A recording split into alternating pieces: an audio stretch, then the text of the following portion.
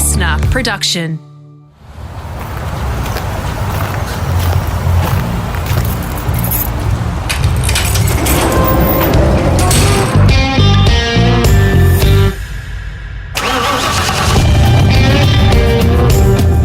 Automotive commentator and journalist Greg Rust, and this is Rusty's Garage, a series that brings drivers, riders, designers and collectors together to share the passion-fueled stories of the machines they've owned or admired, raced, even crashed and restored throughout their lives, going flat out.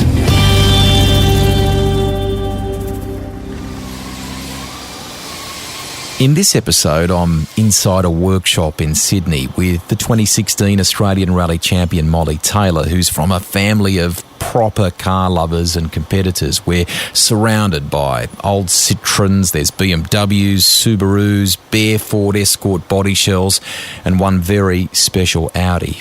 Before climbing to where she is today and driving for Subaru, Molly began her rallying career with the infamous Holden Gemini. The Gemini had, I think, about 64 horsepower, so it certainly didn't have very much. But look, I mean, the theory, I guess, primarily the beginning is rear-wheel drive, learn car control. Then then the Mirage, the front-wheel drive with a bit more power, and that was really to help with the progression to four-wheel drive. And the theory is, you learn to drive something like that, drive the door handles off that, and if you're not getting the maximum out of that car, then there's no point stepping up yet. So it was always trying to take an underpowered car and learn how to drive the door handles off it, and once you were doing that, then move on to a bit more power. Your dad and mum are immersed in the sport in this country, and your mum's a multiple Australian champion co-driver. Your dad's run a famous Falcon back in the day as well. I mean, you weren't always destined to head down this path, though, because you liked horsepower of a different kind as you were growing up, didn't you? I was mad about horses and wanted to go to the Olympics. And I don't know where that love of horses came from. I think there was definitely an adrenaline rush side that was in the genes that I just diverted through horses until I found horsepower. But yeah, I grew up, loved the sport, used to watch mum and dad compete all the time, and it was very much our culture growing up, I suppose. But dad never pushed us to get behind the wheel. He wanted that to come from us. If he would have loved it if we'd wanted to do it earlier on, but had to come from us. And so I guess that penny only dropped a bit later on for me. And once I did get behind the wheel and experience for myself, then you can see why it's so easy to get addicted to. And I sort of said, Dad, why didn't you make me try this earlier?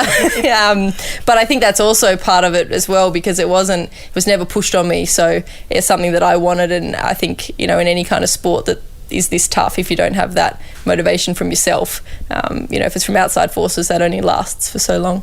The penny you talk about dropping more or less happened from a friend. I think you were at boarding school in country New South Wales, and you were invited to a carnacross or motorcarna, I think, weren't you, in an old Honda Civic, is that right? Correct, an old Honda Civic. I was up at boarding school in Armidale, and Paul Kennedy, who was the president of the local car club and a great rally family, and he signed me out of boarding school for the weekend and said, I've got a car, come and do a motorcarna and just see what it's all about. And I absolutely loved it, and owe a lot to him for giving me that opportunity, and then he let me do it a few more times. And it's one of those things, once you start, you get the bug and you want to improve, and it just snowballs from there. It's great short course competition, so they effectively set up witches' hats, and you have to compete through a designated course in shortest possible time.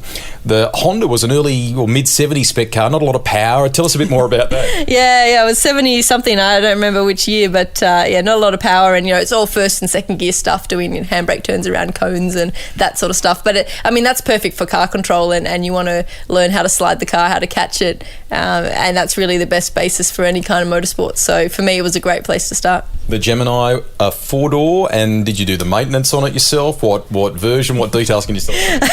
I'm going to incriminate myself. So I attempted to do the maintenance on it myself, and it was, Dad and I in the garage and him trying to show me how it worked. And to the point one day I thought, I haven't checked the water in a while, I better check that. And I opened the radiator cap and there was no water in it. I thought, oops, this is bad. So I was trying to sort of do a sneaky, put some water in so no one would know.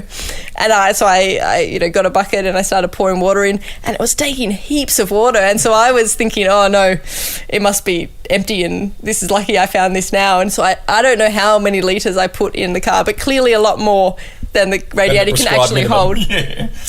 And then I started up, engine started, great, got a few hundred metres down the road and everything just cut out of me. Thought that's weird. Opened the bonnet and the dipstick was pushed out. There was this milky oil water all through the engine bay, and so then at that point I thought I had to ring Dad and ask him what was the problem, and he said, I think you've just filled the engine up with water as well. So I learnt quickly what a head gasket looks like when she goes, and not to make that mistake again. I can picture your dad saying that in his ultra calm voice too. First shot at the Australian Rally Championship came in the Mirage, is that right? Front wheel drive, 2-door. How did that all come about? How did you piece the deal together, and what made you decide to give it a crack? I mean, initially I guess it was just to try and do one or two of the national championship events, just to kind of get the experience at, the pace notes and competing at that level, and it was always the goal to keep progressing. So it started off as a couple of events, and our first event went really, really well. I think we finished 6th outright, which was beyond anything we thought. So from there, obviously we pushed really hard to try and get a full season in, and we actually probably did more the first year, and then the second year we didn't get all the events in, just trying to find dollars here and there. But I think it's once you step up to that level and competing on that level, it's just another world, and it's very hard to come back from that, and you want more and more. Pace notes are a unique art. I have spent time with your mum. I've tried to learn it hopelessly, I might say too. It's like a whole nother language where the co-driver has to paint a picture that's almost like film appearing in your mind before you get to it, so you can commit to that corner, so you can go fast enough before it appears in front of you. How hard was that to master, and did Mum help? I'm still mastering it. I ask Bill, my co-driver, how many notes I change during a rally. It drives him mad. But it's more art than science. You're obviously trying to describe the angle of the corner, but it's relevant to what you've just come out of, how much speed you'll be carrying in, if it's in a late apex, if you can use a bit of extra, and you're trying to almost, in a very, very quick, short, concise way, explain what a circuit driver would know from memory for where the braking point and turning point is for a corner they've done 100 times, and how do you describe that in a couple of words so the co-driver can get it out and you can get to the next corner. So it's something it's a real art, and it's always developing. And Mum and Neil were obviously very, very helpful at the beginning, and my notes were originally based off of the style that Neil uses, and since then our notes couldn't be more dissimilar. It's quite funny, and we often joke about each other's notes, and we have a completely opposite way of approaching notes now. You're talking about Neil Bates, who's of course your mum's co-driven for him for as long as I can remember. They've been a really successful combination in the Australian Rally Championship. He's been a great mentor for you from the driving side, hasn't he?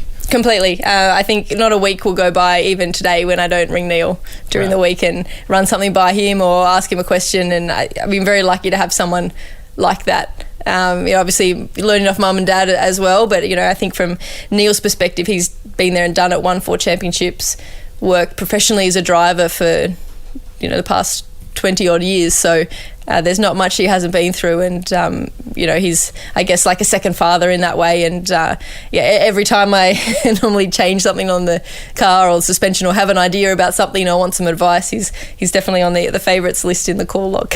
You decide to roll the dice at a relatively early stage of your career and go to England and try to break into Europe, more or less. How difficult was that whole experience? And yet now looking back on it, how valuable to where you are today? Yeah, it's something I'm really happy that I did, and it sort of, I guess, was at a point where I'd done a few years in the Australian Championship and in the Mirage, and to move up from a front-wheel drive car to a four-wheel drive car, I needed a lot bigger budget, but that was really the next step in Australia, whereas overseas they had a lot more of these one-make series. So the first series that I went and did was a Suzuki Sport Cup, which was these near stock standard Suzuki Swifts, but you had 10 young guys that were all racing them, and they were all level playing field. And so for me, I thought as a young driver, that's the next step for me to learn and push myself against more competition and do it over in Europe, which is the home of rallying. So I think I probably underestimated it a little bit when I went over. I was a bit naive and thought this great adventure and what's not to lose and now or never and all those cliches. And then you sort of land there with your bag and go, oh, wow, this is real. I have to find some money and somewhere to live, and I have to do all that stuff. So it was definitely a big wake-up call and a big learning experience, and you grow up very fast and get used to your own company a lot. But the amount I've learned and the amount that I've been able to take back from that has just been awesome. I sense that what you're talking about is actually what you learned outside the cockpit too, about trying to find the backing and immersing yourself in the sport so you get the right connections and things like that. That's really eye-opening, that stuff, isn't it? Yeah, definitely. And I mean, it can get, I suppose, a bit overwhelming because, you've got to get in and drive the car fast, but you've also got to put the team together. You've got to get a bunch of people who, are willing to, in some cases, do it for nothing just because they want to be involved and, put all that together and the logistics and find the sponsors and how are they going to get value out of the program. It's more of a business in many senses. So putting all of that together just so you can go out and drive and making that happen, and then being fast when you go and do that as well. There's so many things that have to come together, so you really do have to think about it a bit different ways. It's not just about the driving, it's about putting every piece of the puzzle together. You worked for Malcolm Wilson, I think, for a period there, didn't you? I mean, he's a guy that's got so much history in the World Rally Championship, and his outfit M Sport still campaign cars to this day. You got to drive on the quiet a pretty decent car, and I think either Neil or your mum might have been there for that experience. Is that right? Yeah, I was pretty lucky. So a couple of times they do a shakedown with all the cars before they get loaded to the event, or a customer buys a car and they have an airfield near the base there. And so I think a couple of times they were short a driver and needed someone to do the shakedown. So I got to have a drive of the older WRC car when it was just in the development stage, and the Super 2000 cars. And what are we talking there? Ford Focus? No, it was Fiesta, but one of the early Fiestas. And that was a pretty. I mean, it was on an airfield, so it's not a proper rally stage, but still, I was. I remember it was, just when they were starting to build the WRC car, and it was on a tarmac airfield with gravel suspension. They didn't have the, fully spec'd engine in it, and, so it wasn't, by their standards, it wasn't anywhere near, how good the real thing was going to be. They just wanted to get some miles on it. And they asked me what I thought, and I was obviously, this is amazing, and they're all surprised going, well, no, it's not. It's nowhere near as good as it can be, and I just thought it was the best thing in the world. It's surreal, because the backdrop to that is you're living in a makeshift room in a barn trying to make ends meet. Tell us about that. Yeah, when I first went over, some of the guys that I was working with the Suzuki team, they had a friend who had a farm and a barn that, sort of a corner of the barn had been converted into some living quarters, and so I lived there for a long time, which was a bit agricultural, but cheap, and an experience, I guess. Covered in dust, I hear it, during the harvest period. Well, when they were putting all the grain in next door and the seals on the bottom of the floor weren't very good, that was that was probably the worst time. Fantastic. I love stories like that, because it's all part of the, without sounding cliched, it is part of the journey.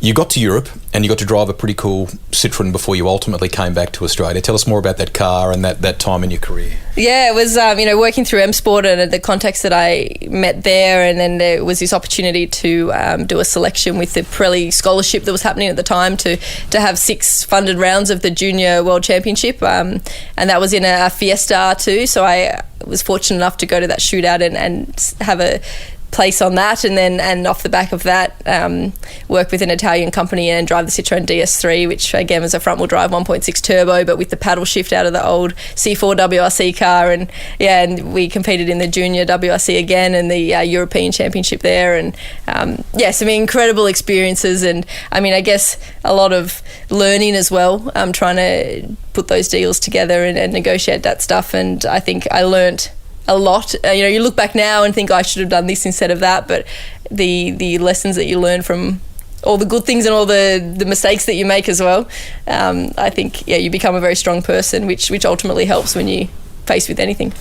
You are by nature just a competitor, but the great thing about motorsport is that it's a level playing field for men and women, but there's a greater presence, which is a good thing, of women in our game now. In that period, you got your first, I guess, involvement of that whole women in motorsport side of things, inspired by Michelle Mouton, who's been, at the very pinnacle of the World Rally Championship in the 80s for Audi and things like that. You got to work with her, and I would imagine that's a pretty special moment. She's an incredible person, isn't she? I remember the first time I met her, actually. She was one of the judges on the Pirelli shootout competition, and we had lunchtime, and it was the first time for all the, nervous competitors to go and have lunch, and all the judges were there, and we walked into the lunch and she was standing there, and she walked up to me to say hello and sort of put her hand out to shake her hand, and I was a bit starstruck for a second, and I said nothing for the first moment. So she introduced herself to me. It's Michelle, and then I felt completely embarrassed because then I was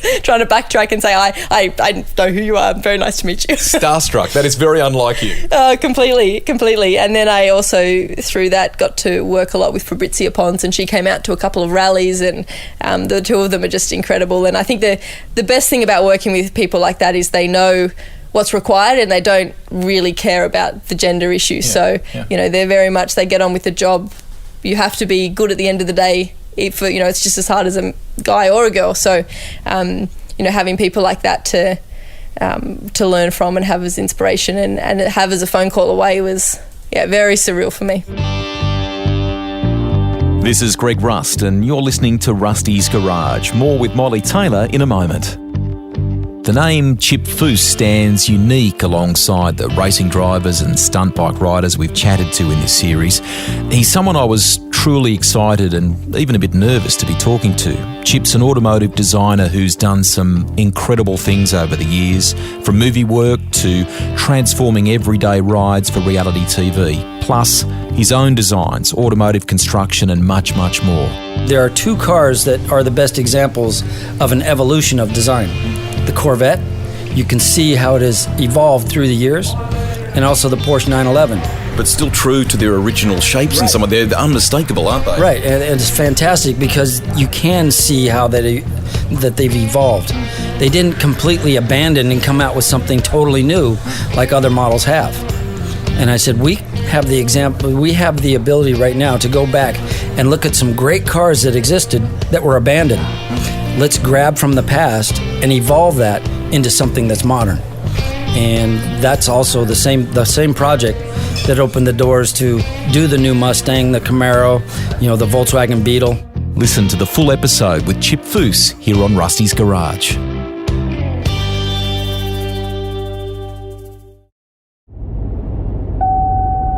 Burnout. The practice of keeping a car stationary while spinning wheels causing the tyres to heat up and smoke. Best performed on licensed drag strips, not on the road. But doesn't always happen. You come back to Australia to tackle the Australian Championship, which you ultimately would win in 2016 with Subaru. Your mum and Neil Bates have been Toyota forever, so you're on the dark side, effectively.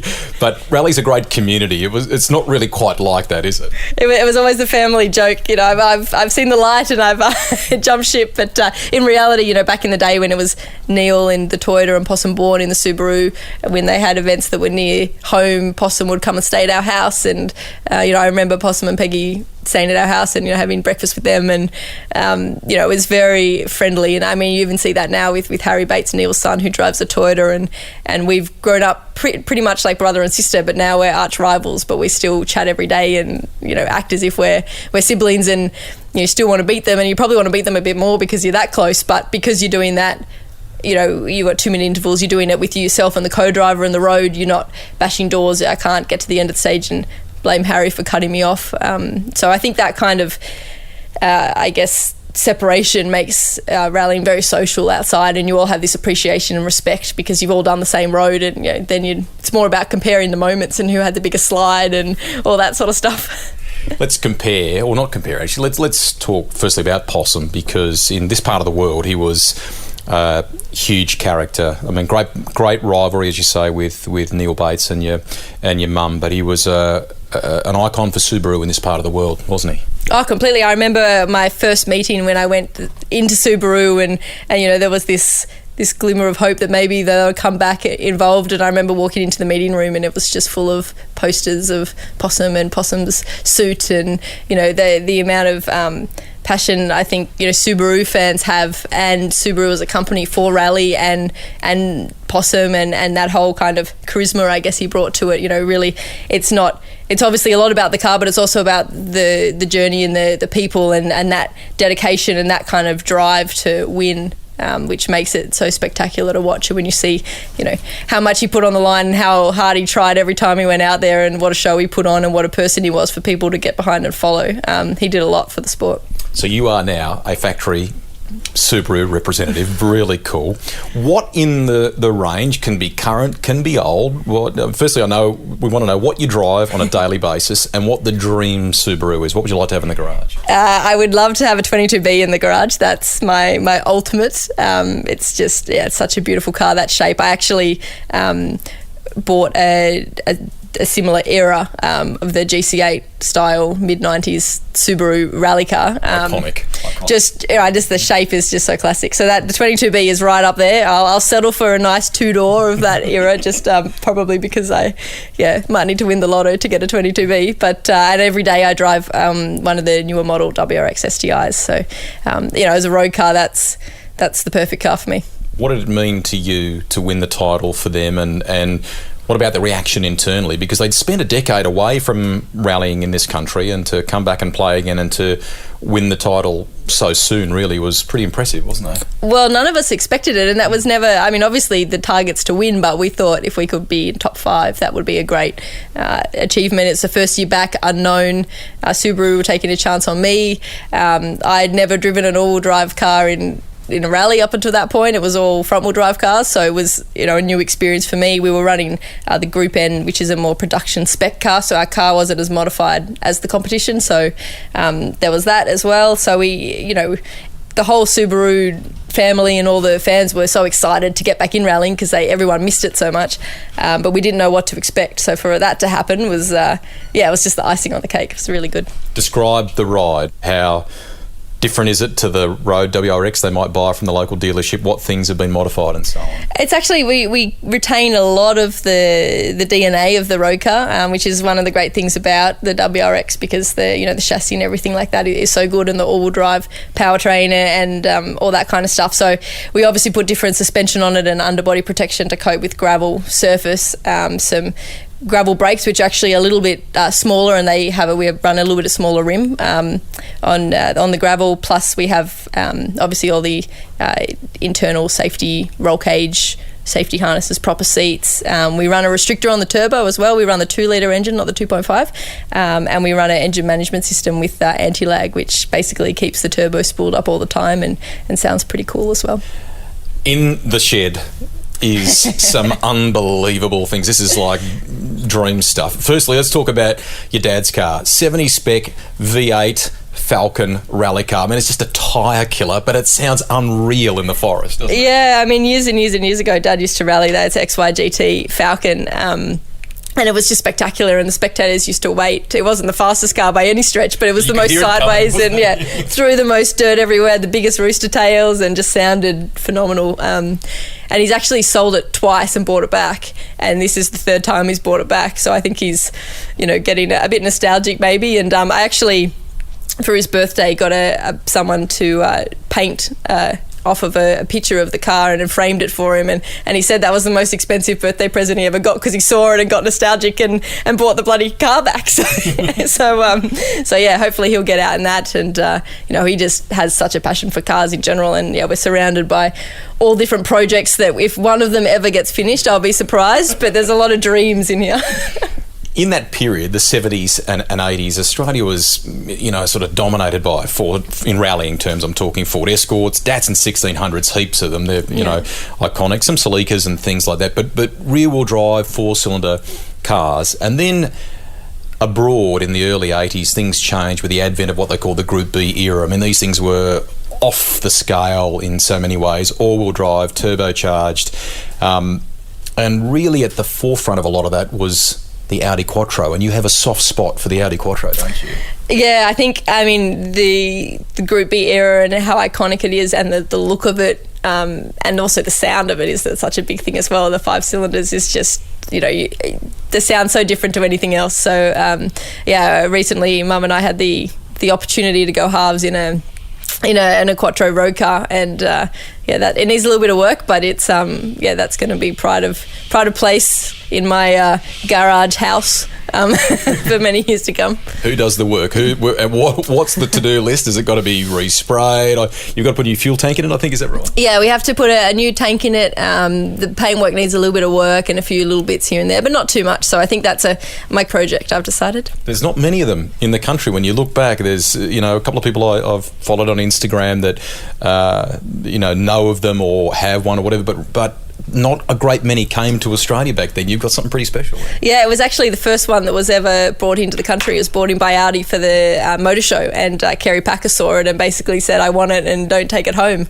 And since then it's had two owners, and Kevin Bartlett, he looked after the car for Kerry, and then had it, and we, being rally friends, found out about it through him and bought it off him. So we were very, very lucky to come across the gem. And I think it's funny you say on Instagram, and I'm the same. I now have all these Instagram friends, and created this community of people just on their passion for these older cars and people who own the cars. And it's it's incredible to meet other people like that just have this love for what they stood for. Seriously cool that KP owned that, because people probably don't realise he actually liked cars firstly, and that Kevin Bartlett wanted it. I mean, icon of Australian racing, Exactly. and that he wanted it to go to effectively a good home, didn't he? Yeah, he wanted it to go to someone who wasn't just going to sell it overseas for a big profit, and someone who would love it for the reasons that Kevin loved it and still loves it. So and to be able to have a story like that and to buy it off someone iconic, as you say, as Kevin Bartlett. And we actually bumped into each other up at Bathurst and were chatting again about the car, and he was asking how it was, and it's good. Now, you're in a bit of trouble with your sister, because she's the one sort of trying to keep things on that you flat together, or she's trying to keep things on the straight and narrow, but you've gone off and bought a BMW M3 as well. Tell me about that and how this came to be. Yeah, look, my sister was living overseas for a long time, and I was obviously living overseas, and she came back home and I came back home, and so we thought, we haven't spent all this time together, let's rent together and have some sister bonding time, which we still live together, and that's fantastic. And during this whole process we thought we need to probably be a bit adult and look at savings, and maybe we'll buy a little investment property together and rent it out. And so for the past year we've both been saving for this deposit.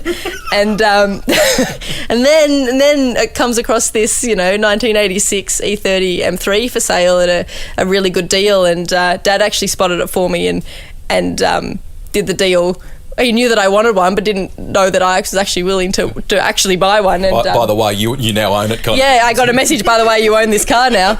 And so my house deposit very quickly became a car, and since then I've been trying to convince Jane that it's a very worthwhile asset. It's going to go up. It's a good investment. It's a liquid, so I could sell it tomorrow if I needed to, and none of them are working. I'm still in the doghouse about that. Jane, forgive us, but we're gonna get a bit sentimental here. So it's over the back.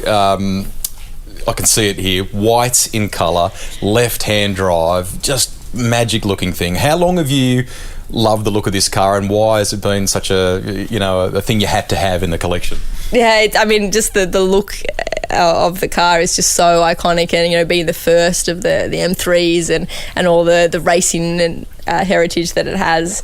I think they're just one of the cars if you walk past, you just stop and stare at it, and every time I see another one, it's the same feeling. And just the subtlety of the guards and the designing of it is just, they got a lot of cars right in that era, and the Quattro and the M3, and I've got a few more of that era on my bucket list to try to tick them off one by one. But yeah, when it came up, I think with those sort of cars, they take a long time to find the good one, and you've got to jump on it when you only live once, right?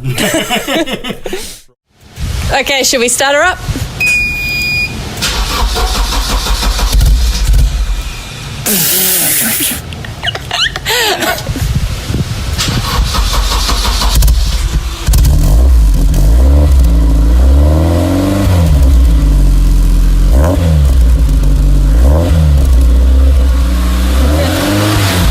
Sweet.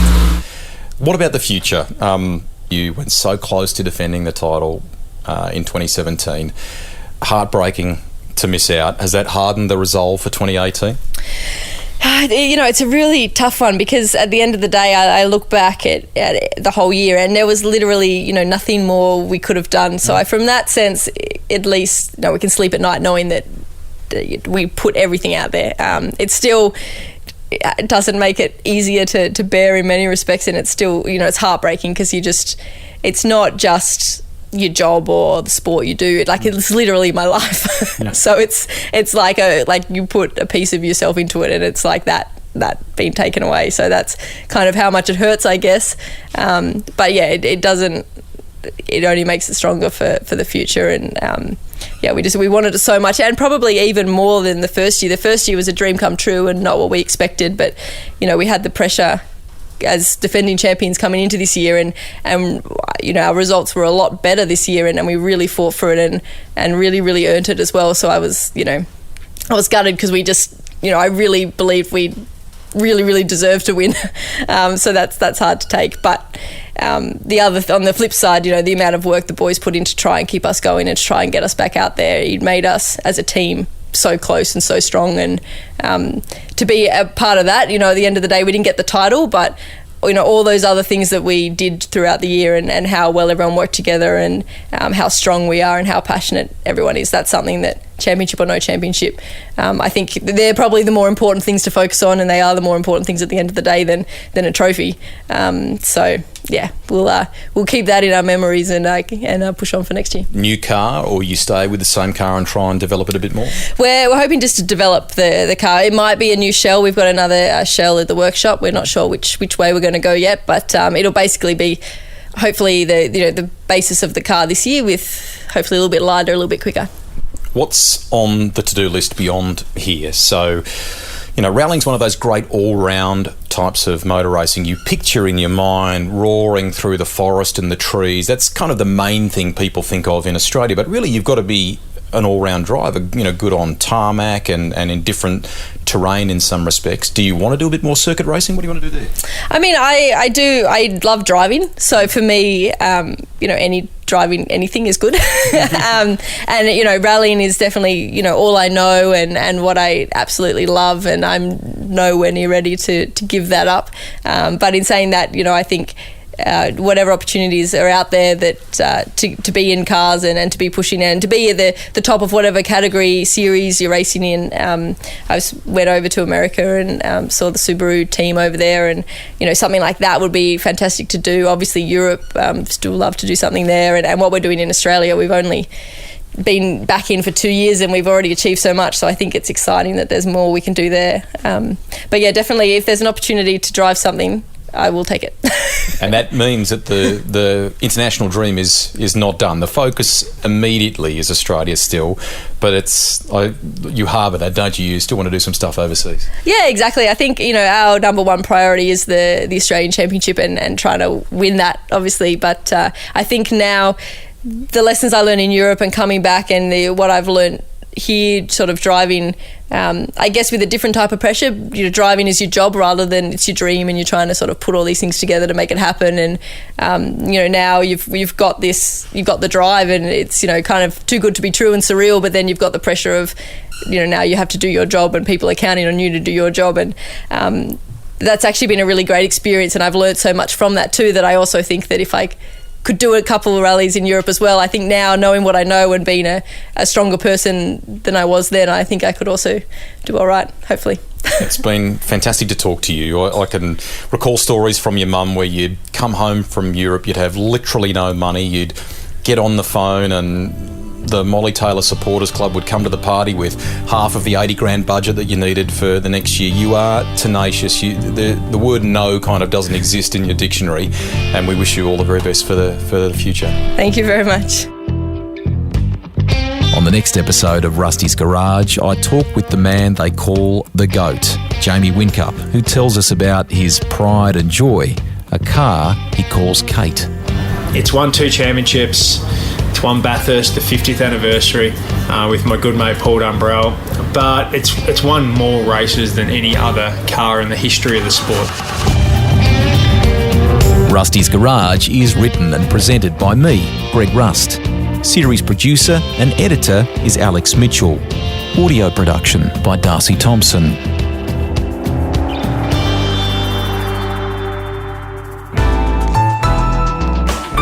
listener.